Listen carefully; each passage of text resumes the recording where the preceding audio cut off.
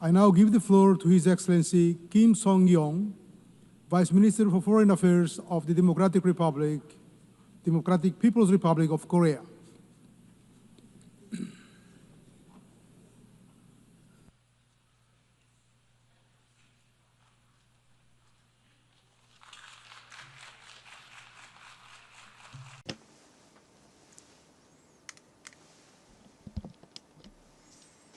Madam President,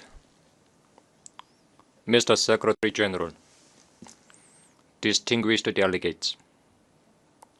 First of all, I'd like to express my expectation that the 80th session of the UN General Assembly, convened in the significant year of the 80th founding anniversary of the United Nations, will come to excellent fruition amid extraordinary interest of the participants.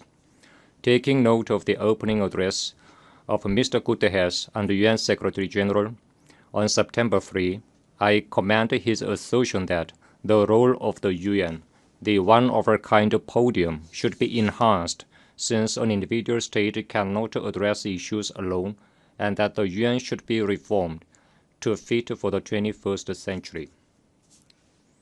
As reflected in the theme of the current session, Better Together, 80 years and more for peace, development, and human rights, we are now at a crucial watershed, where we all look back on the 80-year-long history of the United Nations and chart the future.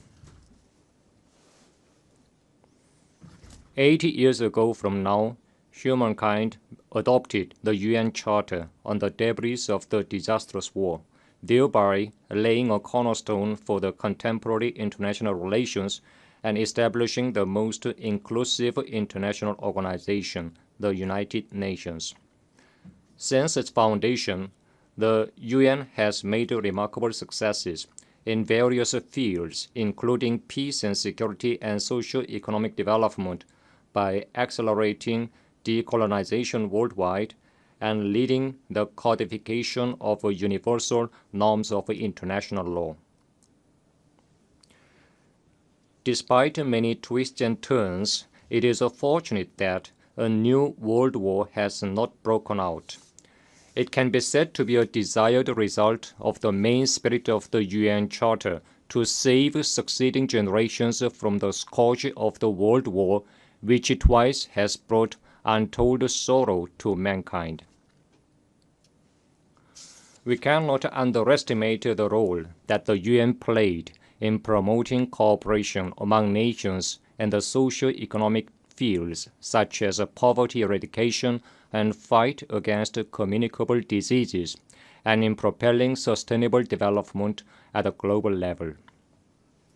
However, in the annals of the UN history, disgraceful pages are also recorded, where the title of the UN, overwhelmed by high-handedness and arbitrariness of the hegemonic forces, was abused in exerting pressure to deprive sovereign states of their legitimate right to normal development, quite contrary to the spirit of the Charter.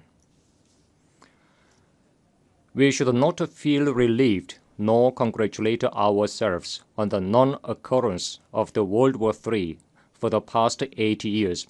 Instead, we should pay due attention to the fact that the inducible threat has persisted and is now becoming more serious. We should take measures accordingly. Madam President, the international community is now witnessing the most turbulent and violent world after World War II. The modern history has recorded many incidents and events, but today the international norms and order established and consolidated along with the foundation of the UN are disregarded, and the sovereignty of states is openly violated as never before. The indiscriminate tariff war vis-à-vis the entire world has plunged the global economy as a whole into the swamp of stagnation and instability. Even the 2030 Agenda for Sustainable Development, committed to eliminating inequality and poverty and ensuring human dignity worldwide is denied for the reason that it does not meet the interest of an individual country. This is the stark reality. The UN has served as a multilateral forum where all countries of the world, big or small, get together and discuss common responses to global challenges on an equal footing, transcending differences in size, population, and state power. That UN is now faced with an unprecedented severe crisis. All these turbulences and pains suffered by the world are fundamentally caused by high-handedness and arbitrariness and avarice of hegemonic forces in their attempt to subject the whole world to their interests and to place their exclusive interests above the common good of mankind. Madam President, today, the complicated international situation highlights the need to reconsider the role of the UN, responsible for maintaining international peace and security. As the world's most universal international organization, comprising all sovereign states on the globe, the UN cannot be represented by a certain individual state or a small group of states. In particular, in order to prevent arbitrariness and high-handedness of specific forces, it is imperative to expand and strengthen the representation of developing countries that take up an absolute majority of the UN membership, and to correct the Western-led inappropriate structure in the Security Council entrusted with an important mandate of maintaining international peace and security. Only when the UN puts an end to the arbitrary, high-handed, biased, and double-dealing practices in all its activities and strictly adheres to the principles of sovereign equality, non-interference in internal affairs, impartiality, and objectivity, can it restore its image as an organization with the full qualifications and capacity for realizing the purposes of the Charter. Madam President, peace and security are long-cherished desire of humanity and the first agenda of the UN. Without peace and security, we can neither attain the SDGs nor think about a good future that ensures human dignity and prosperity. However, the present objective security situation of the Korean Peninsula is faced with serious challenges more than ever. The US-ROK US-Japan military exercises and the US-Japan ROK trilateral military cooperation system directly targeting the DPRK rapidly evolve into a more offensive and aggressive military bloc with a nuclear element content. Meanwhile, war exercises and military buildup against our state are breaking all the previous records in terms of scale, nature, frequency, and scope.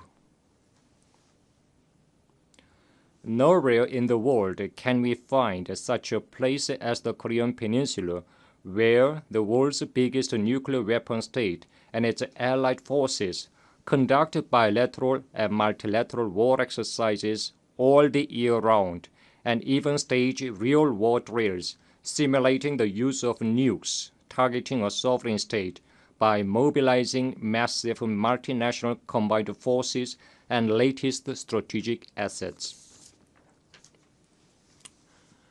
Even a few days before the current session begins, the US and its allied forces waged nuclear war drills such as Iron Mace and Freedom Edge, aimed at mastering the procedure and methods of nuclear attacks against the DPRK and the fait accompli scenario, thus extremely straining the situation on the Korean Peninsula.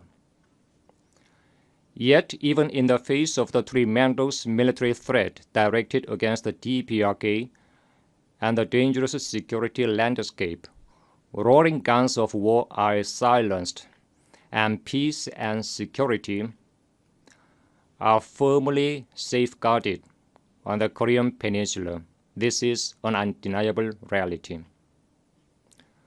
Thanks to our state's enhanced physical war deterrent in direct proportion to the growing threat of aggression of the U.S. and its allies, the will of the enemy state to provoke war is thoroughly contained, and the balance of power on the Korean Peninsula is ensured.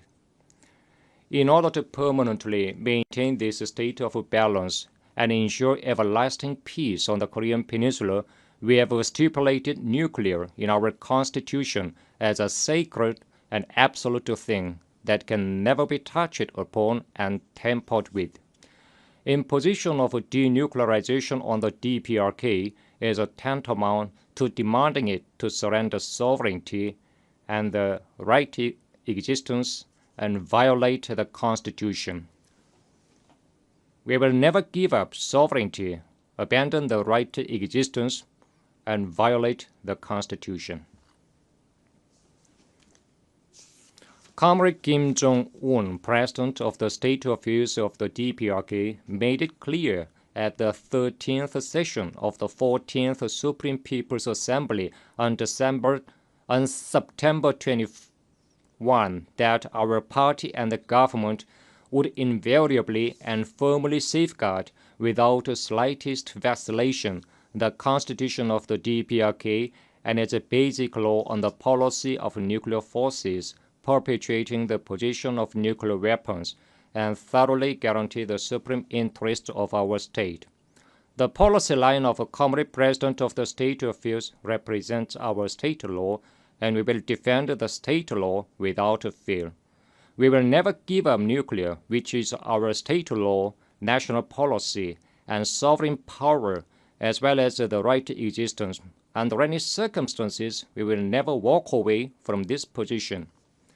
Madam President, the DPRK is vigorously opening up the road to overall national prosperity on the basis of peace and security guaranteed by its powerful strength.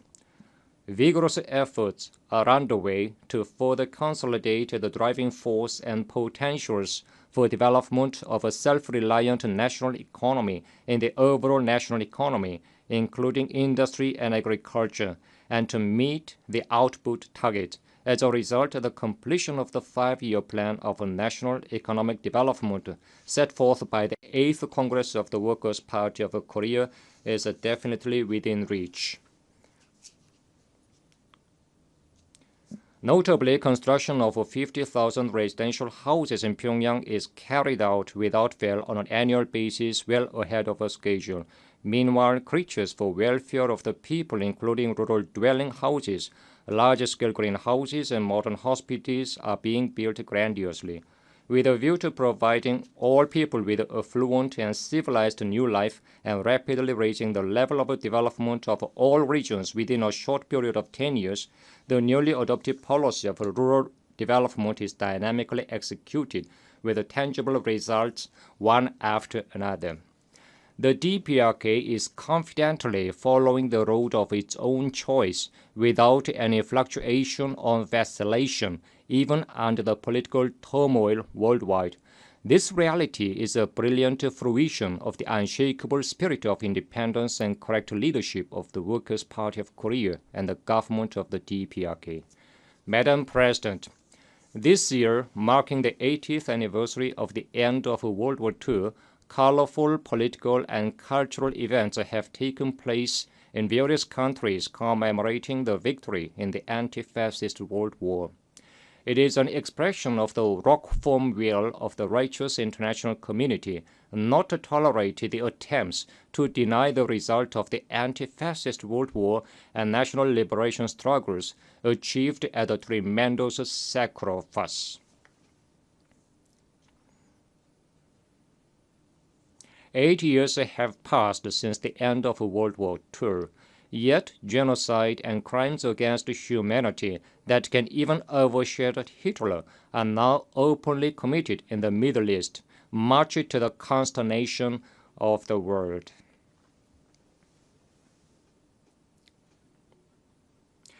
Israel, which massacred over 60,000 Palestinian civilians in the past 2 years, is seeking to occupy the whole area of Gaza by force and completely exterminate the Palestinian population. We strongly urge Israel to stop immediately crimes against humanity and withdraw from the Gaza Strip. Likewise, we fully support the establishment of an independent state of Palestine with East Jerusalem as its capital and Palestine's full-fledged membership of the UN. Madam President, independence, peace, and friendship are the invariable external policy ideals of the DPRK. The DPRK will, as in the past, so in the future, collaborate with all countries and nations that oppose and reject aggression, intervention, domination, and subjugation, and aspire after independence and justice, irrespective of differences in ideals and systems. The DPRK will promote multifaceted exchanges and cooperation with the countries that respect and take friendly approaches towards it. Thank you. I thank the Vice Minister for Foreign Affairs of the Democratic People's Republic of Korea.